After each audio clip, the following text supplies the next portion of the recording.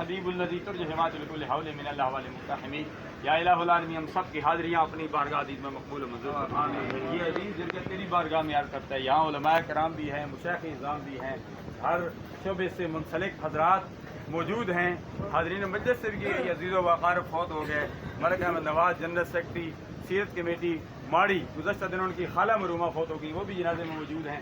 سب کے لیے دعا کرتے ہیں, پوری امت مسلمہ کے لیے دعا کرتے ہیں. یہاں نماز جنازہ یہ سو جناز جہاں میں پہلی مرتبہ پڑھا رہا ہوں, وہاں پڑھاتا بھی رہا اور پڑھتا بھی رہا. یا الہ اللہ جنہوں نے یہ نماز جنازہ بنائی ہے, جنہوں نے اس میں حصہ لیا, ان کے لیے دعا کرتے ہیں. جو نماز جنازہ میں آئے ہیں ان کے لیے دعا کرتے ہیں.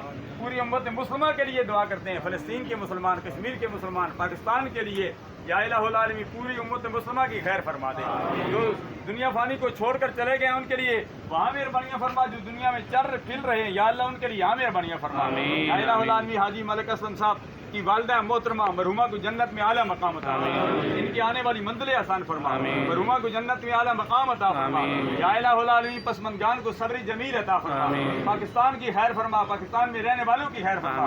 ہمارے اندر ہر قسم کی پیدا ہونے والی غلط فہمیوں کو دور فرما کر ہمارے رشتوں کو مضبوط کرا دے. ہم سب مسلمانوں کو ایک بنا دے, ایک بنا دے.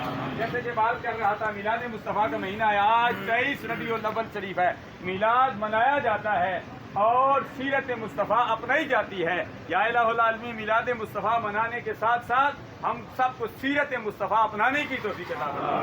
بڑوں کا ادب و احترام, چھوٹوں پر شفقت کرنے کی توفیق عطا فرما. ایک دوسرے کے حقوق ادا کرنے کی توفیق عطا فرما.